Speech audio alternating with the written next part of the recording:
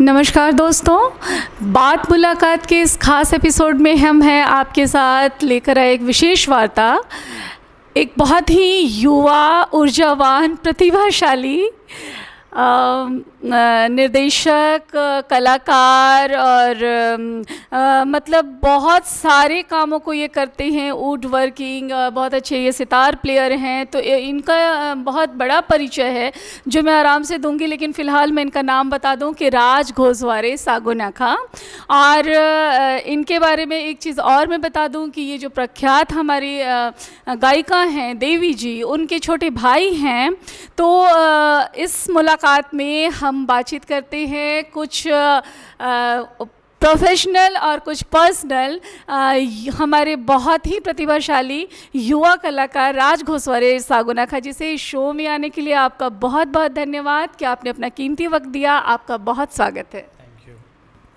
Thank you Ranjita ji for inviting me in this program.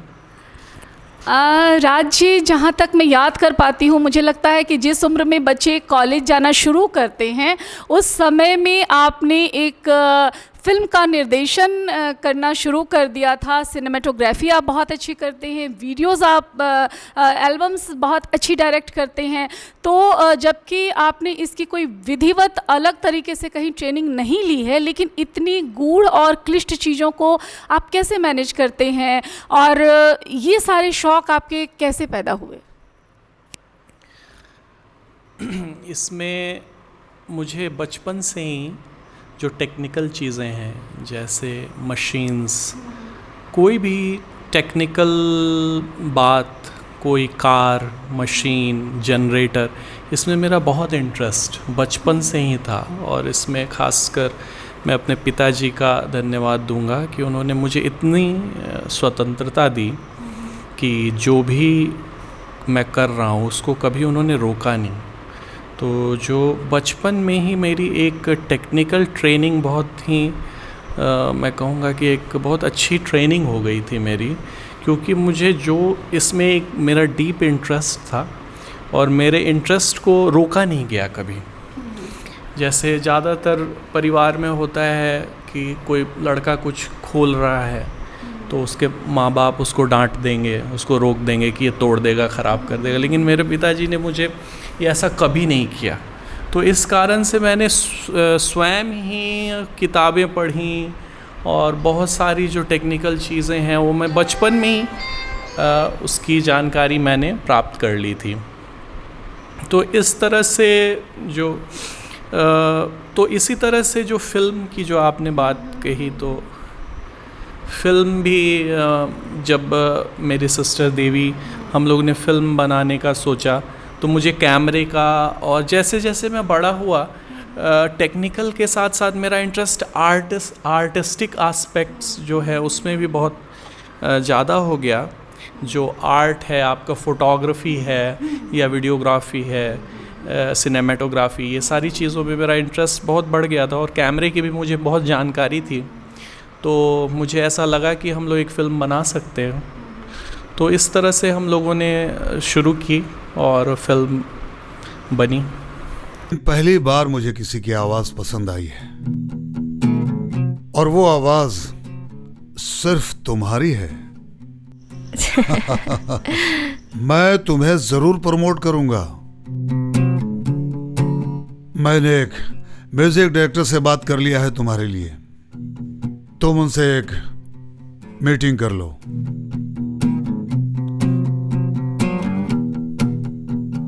मैं तुम्हारा एक जबरदस्त एल्बम निकालना चाहता हूं, लेकिन उसके लिए तुम्हें थोड़ा कमर्शियल बनना पड़ेगा।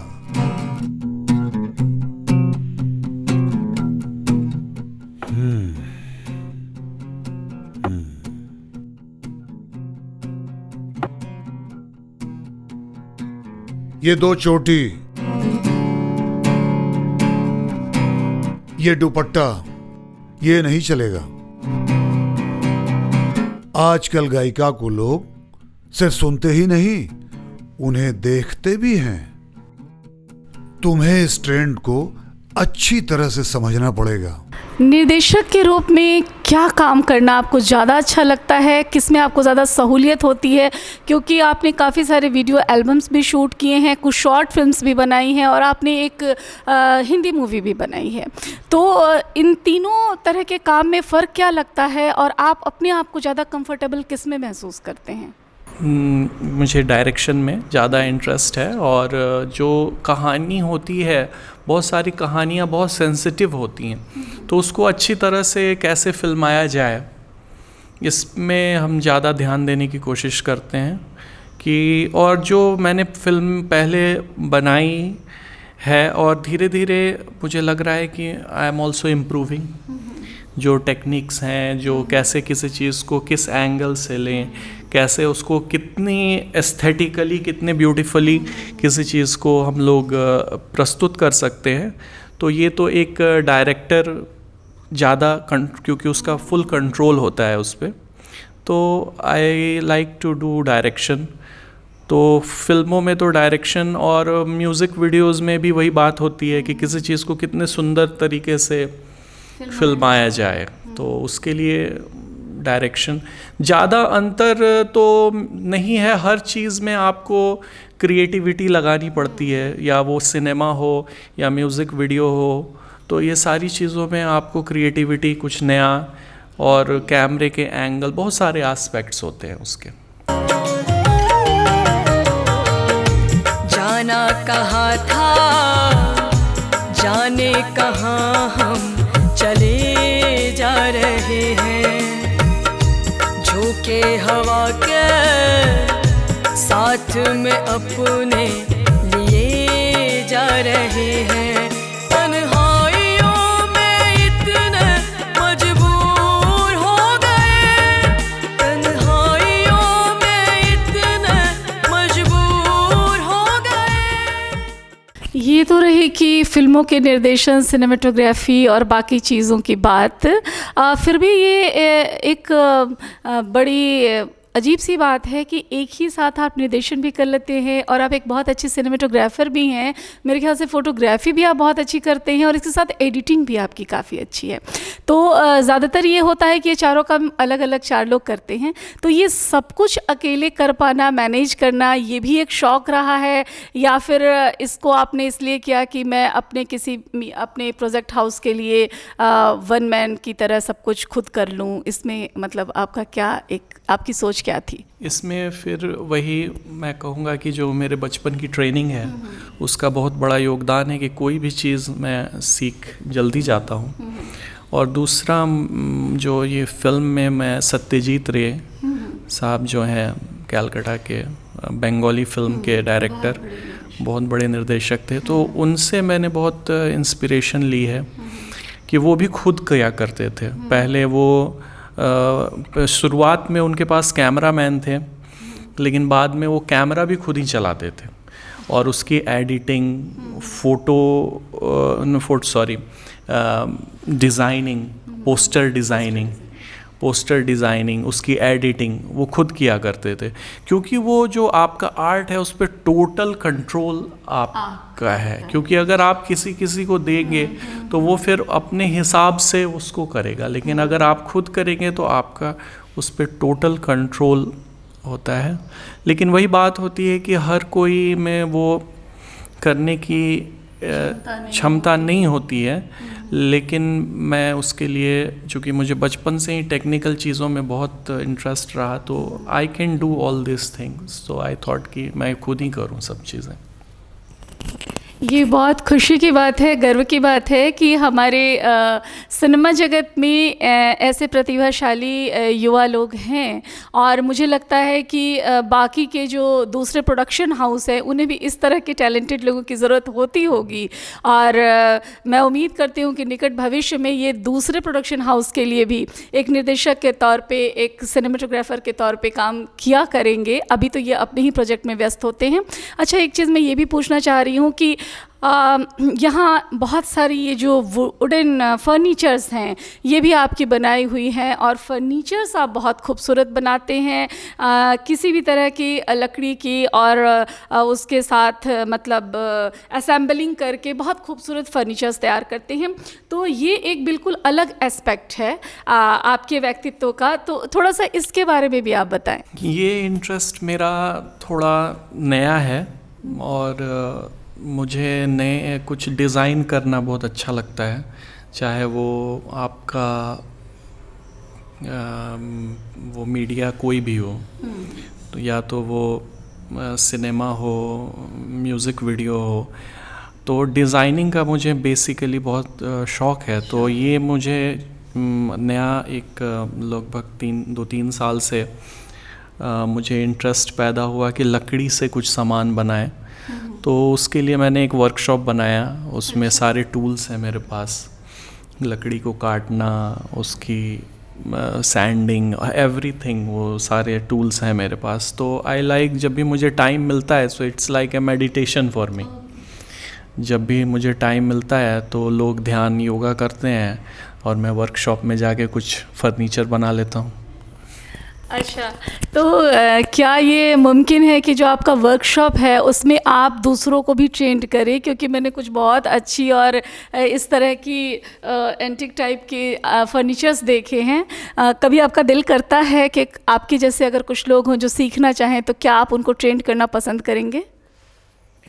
जी बिल्कुल, अगर कोई जो मैं जानता हूँ दैट आई कैन टीच, किसी को जो भी सीखना चाहे, लेकिन अभी तो मुझे उतना टाइम नहीं मिलता है क्योंकि मेरे इंटरेस्ट इतने सारे हैं, लेकिन अगर कोई सीखना चाहे तो क्यों नहीं।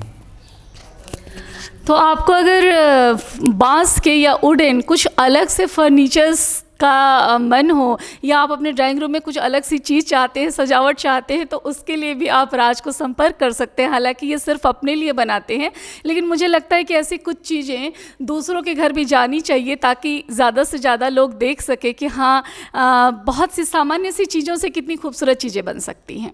इसके बाद इनका एक और बहुत ही बेहतरीन शौक़ है, ये सितार बहुत अच्छा बजाते हैं। और ये भी ताज्जुब की बात है कि जैसा कि मैंने सुना इनके परिवार में कि इसकी भी विधिवत ट्रेनिंग इन्होंने शायद बचपन में नहीं ली थी, और इन्होंने खुद से सीखना और रियाज करना शुरू किया था। तो अब हम बात करते हैं आपसे कि ये सितार का शौक़, और मतलब शास्त्रीय संगीत में, और इतना बेहतरीन आप बजाते हैं, ये कैसे?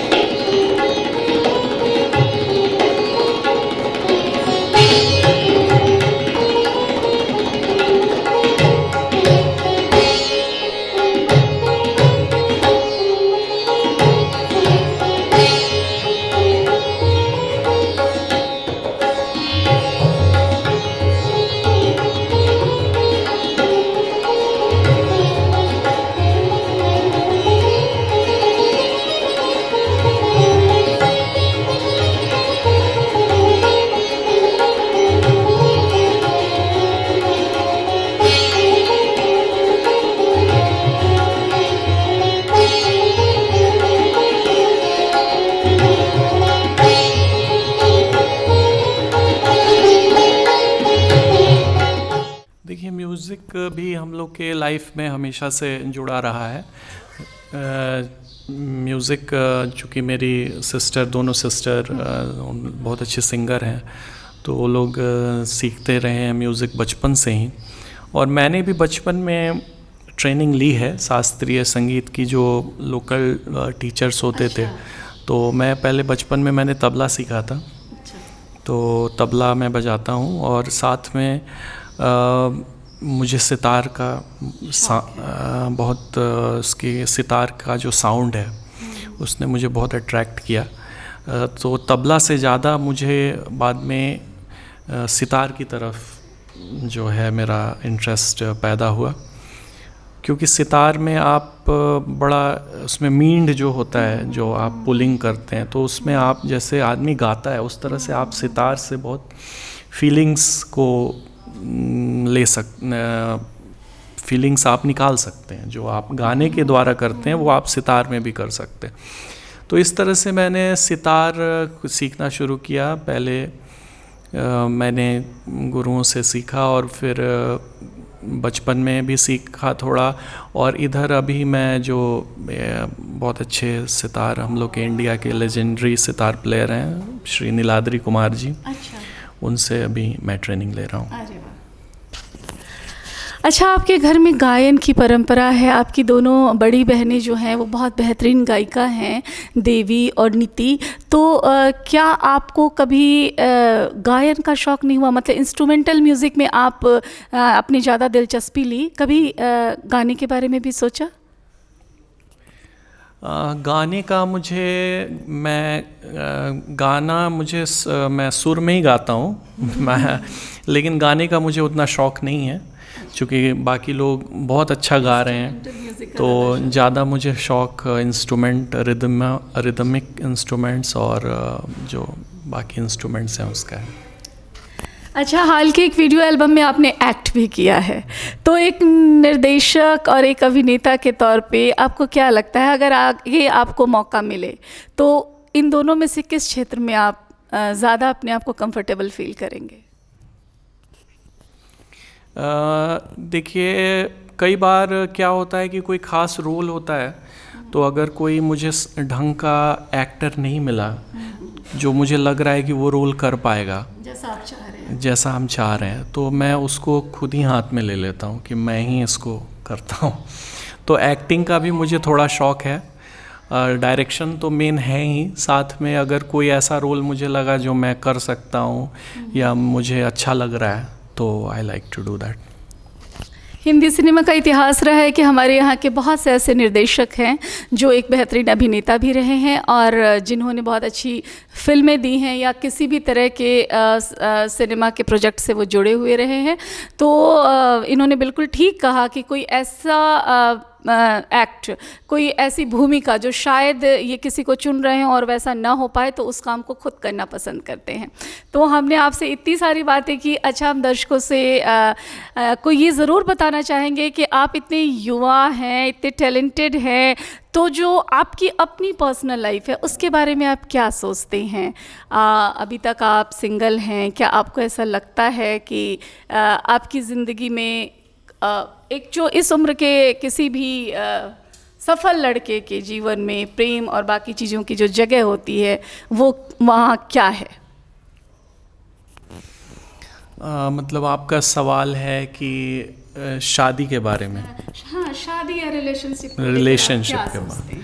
तो रिलेशनशिप तो देखिए, रिलेशनशिप मैं पहले भी मेरे कुछ रिलेशनशिप थे, लेकिन रिलेशनशिप कई बार आप ज़रूरी नहीं है कि वो लंबा ही चले। कुछ छोटा भी रिलेशनशिप है तो वो आपको एक एक्सपीरियंस होता है और एक आपको ज़िंदगी में कुछ नया सिखा के जाता है रिलेशनशिप। और दो लोग एक साथ रहें, मेरे ख़्याल से ये ज़रूरी नहीं है। अगर कोई ऐसा आप मुझे मिलता है जिसका मुझे लगता है कि मैं इसके साथ रह सकता हूँ, तो डेफिनेटली अभी उसके साथ आई विल हैव रिलेशनशिप, लेकिन अभी तो फ़िलहाल आई एम सिंगल। ओके, तो आई एम सिंगल, ये एक बहुत ही खूबसूरत साइन है। जो भी दर्शक हमारे देख रहे हैं, खासकर जो हमारी लड़कियां देख रही हैं, जो भी युवा, उनके लिए एक चांस है, यहाँ पे अप्रोच कर सकते हैं। तो आप ज़रा ये भी बताएं कि अपने पार्टनर में आप क्या चाहेंगे? ऐसी कौन सी क्वालिटीज़ है जिसकी वजह से आप किसी की ओर अट्रैक्ट हो सकते हैं? आपकी अपनी पसंद क्या है? पसंद मेरी ऑनेस्टी, और पसंद तो देखिए, आदमी जो अंदर से खूबसूरत होता है वो बाहर से भी खूबसूरत होता है। तो जिसका दिमाग हारमनी में हो, जो ऑनेस्ट हो, ट्रुथफुल हो, बस यही I think is most important. ज़्यादातर देखा गया है कि सफल पुरुष अगर प्रतिभाशाली स्त्री या लड़कियों के प्रेम में होते हैं तो संबंध ज़्यादा नहीं टिकता। तो वैसे तो आप काफ़ी युवा हैं इस प्रश्न के लिए, लेकिन फिर भी अपने जीवन में आप इस चीज़ को किस तरीके से महसूस करते हैं? क्या आपको कभी ऐसा लगा कि एक जो कन्फ्लिक्ट ऑफ पर्सनैलिटीज़ डेवलप होती हैं या एक जो ईगो प्रॉब्लम्स कपल्स में डेवलप होते हैं, तो क्या प्रतिभाशाली होना, दोनों का होना किसी रिलेशनशिप में बाधक होता है? नहीं, मुझे ऐसा नहीं लगता है कि कोई बाधक होता है। अगर आप सही सोच रखते हैं और एक दूसरे को सपोर्ट करते हैं तो उसमें कोई, मेरे ख्याल से तो कोई कॉन्फ्लिक्ट नहीं होना चाहिए। कॉन्फ्लिक्ट तभी होता है जब आप की सोच सही नहीं है, आपके अंदर गलत विचार हैं, आप किसी से जलन, ईर्ष्या अगर आपके अंदर है तो वो फिर प्यार नहीं है, वो तो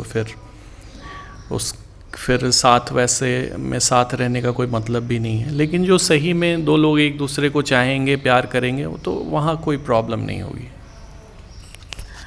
तो एक बहुत ही सुलझी बातचीत हमने की राज घोसवाले सागोनाखा जी से। और बस एक आखिरी प्रश्न ये है कि ज़िंदगी में आगे आप क्या चाहते हैं, प्रोफेशनल और पर्सनल, इन दोनों लेवल पे? ज़िंदगी में आगे तो बस मैं यही चाहता हूँ कि और क्रिएटिविटी बनी रहे और अच्छी फिल्में, म्यूज़िक वीडियोस, और जो मेरा सितार है उसमें भी मैं जितना अच्छा से अच्छा बजा सकूं, कर सकूं, उसकी प्रैक्टिस करना है मुझे। और बस ज़िंदगी अच्छी चल रही है, ऐसे ही चलती रहे। Thank you. बहुत शुक्रिया। ज़िंदगी अच्छी चल रही है, ऐसे ही चलती रहे, ज़रूर हम सभी यही उम्मीद करेंगे। आपको ढेर सारी शुभकामनाएं। और दर्शकों, मुझे उम्मीद है कि ये एपिसोड आपको बहुत पसंद आया होगा।